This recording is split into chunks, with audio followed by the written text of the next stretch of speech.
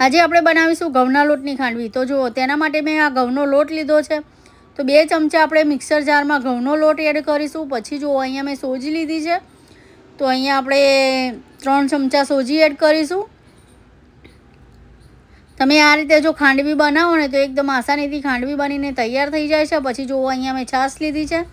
છાશની જગ્યાએ તમે દહીં પણ લઈ શકો છો। તો આપણે તેમાં છાશ એડ કરવાની છે। હવે આપણે તેમાં મીઠું એડ કરીશું। પછી લીલા મરચાં અને લસણ એડ કરીશું અને આને પીસી લઈશું। અને જો આ રીતનું બેટર આપણે બનાવવાનું છે, એકદમ પતલું બેટર આનું તૈયાર કરવાનું છે। હવે આપણે ચીલી ક્રેકર્સ એડ કરીશું અંદર અને કોથમીર એડ કરી દઈશું, લીલા ધાણા। તો અહીંયા ખાંડવીનું બેટર આપણું તૈયાર છે। તો અહીંયા થાળી લઈ લઈશું ને થાળી ઉપર આપણે તેલ લગાવી દઈશું આ રીતે, જેથી ખાંડવી આપણી સરસ ઉખડી જાય। હવે આ રીતે આપણે એકદમ પતલું બેટર થાળી ઉપર પાથરી દઈશું ને પછી આ રીતે તેને મૂકી દઈશું બફાવા માટે।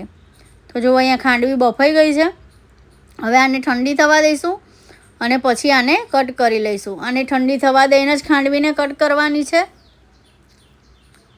પછી આ રીતે જુઓ, રોલ વાળી દઈશું। તો તૈયાર છે અહીંયા ઘઉંના લોટની ખાંડવી। આ રીતે તમે બનાવશો તો ખૂબ ટેસ્ટી અને સરસ ખાંડવી બનીને તૈયાર થશે। તો અહીંયા ખાંડવી આપણી તૈયાર છે। તો હવે તેને આપણે વઘારી દઈશું। વઘારમાં આપણે તેલ એડ કરીશું, રાઈ એડ કરીશું, જીરું એડ કરીશું। જીરું અને રાઈ સતળાય એટલે એમાં તલ એડ કરીશું। તો આપણો વઘાર અહીંયા તૈયાર છે। તો હવે આપણે ખાંડવી ઉપર વઘારને આ રીતે રેડી દઈશું। પછી આપણે કોથમીર એડ કરી દઈશું। તો તૈયાર છે અહીંયા ઘઉંના લોટની ખાંડવી। જય મા લક્ષ્મી અને જય